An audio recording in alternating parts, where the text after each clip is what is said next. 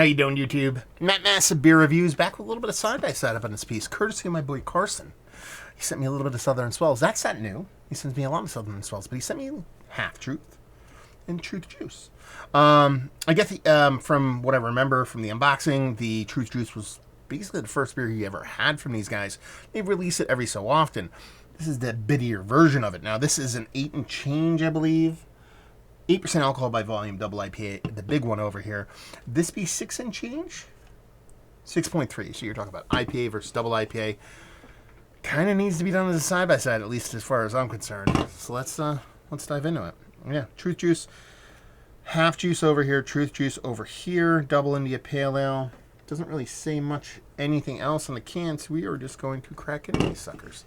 So let's take this. Open that sucker. Let's open that sucker. Take these glasses. I'll move this over. Try to make this as work, because I didn't bring matching glasses, but I think that'll look kind of looks almost the same. So I'm kind of very excited about that right now. So here we go. Something about the need for symmetry just makes me all hot and bothered up inside. Okay. Now this glass deceptively over here is quite a bit larger.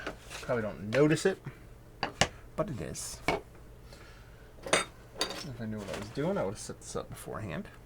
But as far as those beers look, as you can see the glass sizes, I mean, oddly enough over here, no, they look just about the same. You expected it to be a little bit lighter over here, but that's not the case. You know what I mean? Definitely has those kind of big, hazy kind of vibes going on. So we're off to a good start. Let's take this little Half Truth can, toss it on over there. Take this little Truth Juice, the OG, throw it over there. There we go. They look the same. What do you want me to say? You know, that drop in ABV didn't really affect looks all that much. You know, that kind of khaki colored head, that rich kind of orange core that has that little subtle kind of cataract-y edge to it. So, yeah, let's get a whiff of the little itty bitty. I mean, OJ, but not even like maybe elevated. It's OJ if you blended it with like 1/3 like Orangina or like a dash of Sunny D. And that comes off as this really kind of, not overly sweet, but like aggressive and very purposeful kind of orange juice level stuff here. But like I said, it kind of gets out of that rindy pulpiness, gets a little bit more confectionery. So that's why I'm saying that kind of Orangina, kind of Sunny D kind of vibe. But it smells quite nice. I mean, OJ all the way over here. Let's put it that way. Big boy. Big boy over here. I mean, it is probably a little bit smaller on that OJ tip, to be perfectly honest with you, but there is this little scallion-y thing coming on over here. So it's probably the same as far as the aromatics, the way the hops kind of come off in this beer. So this comes off, at least from a nose aspect, bigger than what it is. This comes off a little bit smaller, very, very close, almost neck and neck. And that, like I said, over here you get this little bit, this little soft, fluttering kind of scallion green kind of thing. I mean, it's not hashed out all the way. I'm not going to really commit to it being scallion or just a base green, but it's definitely there. So it smells quite nice. You know, I'm team low ABV, so we'll start there. Cheers.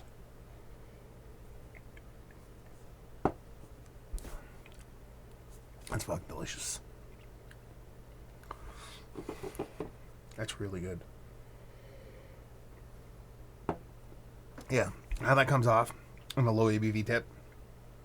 It actually has that little bit of kind of bite to it, a little bit of green, a little bit of scallion thing I got over here. I'm actually getting over here in the taste. A little bit of carbonic acid, but nothing even close to even for me to get hot and bothered about. The way this comes off, this is a nice kind of citrus component, a little bit walked back from that kind of Orangina, kind of Sunny D kind of thing.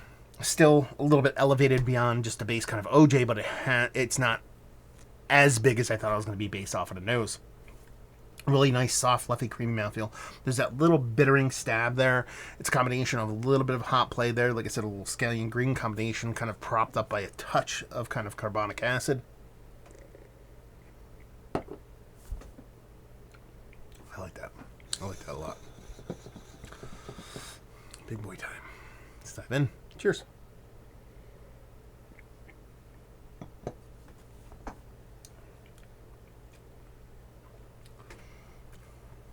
These are fun beers. It tastes like a bigger brother of this, and it's the opposite. This is the younger brother of this because this is OG, but it has very much the same hop presence here. A bit bigger, but since it is a little bit bigger of a beer, it just comes off as the same level.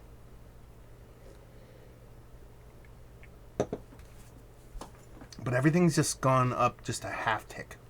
A little bit more of that OG in there. A little bit more of that confectionery. Not overly sweet by any stretch. There's a decent amount of bittering in these beers, but just a tick more of that green component. Definitely comes off more green and scalliony in this one over here, but everything's kind of over here based off there. You lose maybe a skosh. Sneeze. Oh! Scusi. You lose maybe a skosh of mouthfeel over here, but it's denser. So it's not like a mouthfeel is being lost. It's just a denser mouthfeel. It's not as creamy and fluffy as it is over here. These are fun side-by-sides. Probably one of the better side-by-sides when it comes to hazies I've done as of late for one specific reason. This tastes like the smaller brother. This tastes like the bigger brother of that. To a T. That's a cool trick to pull off. A lot of people do like, hey, this is our double this or, triple that or, add different letters at the front. And it's just, this is the bigger version of that beer. And more often than not, they come off quite a bit different to the point where I'll be like, I just really like this one that much better. I mean, in the grand scheme of things, I'm probably going to lean low ABV because that's what really does it for me. But I mean, I'd be hard pressed to pick between these two. Because I think they'd really be something I want to drink in specific kind of situations. It's like, I feel like a bigger hazy. I'm going to go for this. I'm not going to feel slighted from an impact standpoint. Like, it's not like I'm drinking this at 8% going, oh man, this drink's like it's 7.5 or more like 6.5 or 7. I'm not getting that with this beer. But then again, over here, probably a little bit different. It's like, okay, this is 6.3, it's probably right around there, maybe a hair bigger.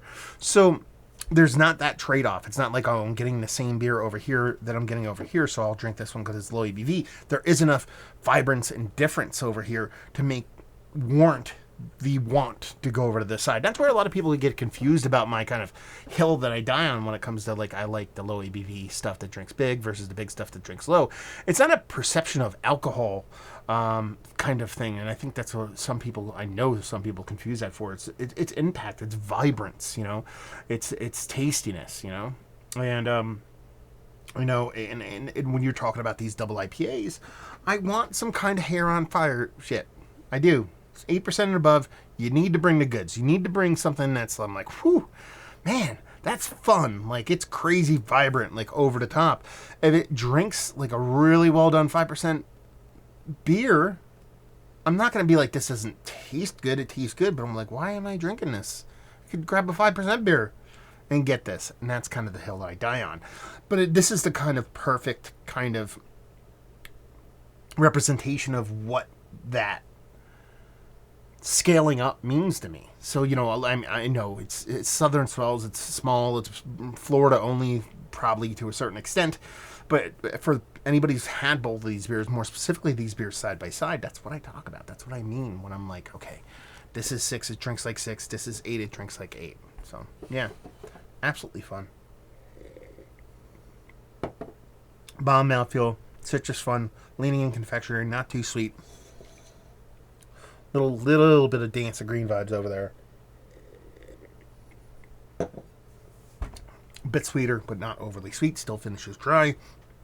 The orange is cranked up a bit. That green is cranked up a bit. It leaves a little bit of that scallion behind. There's a melon thing I'm getting now that I didn't talk about previously. Absolutely fantastic beers. The last beer I reviewed from Southern Swells, which also came from Carson, because they all come from Carson, wasn't a fan. Just really didn't do it for me. Back with a vengeance, because this is absolutely fantastic stuff. Let's talk about it. Are these some of the better younger sibling, older sibling side-by-side beers that I've had this week? Yes. Mount Rushmore status. Is this some of the better relatively low ABV haze I've had as of yet? Yes. Probably worthy of Mount Rushmore status. This is one of the better double IPAs I've had this week. Same as this. Probably worthy of Mount Rushmore status in my books. Really tasty stuff. The only thing tastier than this is this. You got to do the cuvee. You got to leave a little in there because I want to do equal parts. Equal parts. That's my guess at equal parts. So, color-wise, same. Head-wise, same. They wouldn't change because they look the same to begin with. Let's get a nose. I dare say that it's more vibrant. It's more vibrant of a beer. You'd expect it to be a little bit smaller than the double, a little bit bigger than the single. I think it has a little bit more chutzpah, a little bit more, not the word spice. What's the word I'm looking for? Sizzle? I don't fucking know. You know what I'm talking about. We're just going to dive right in. Cheers.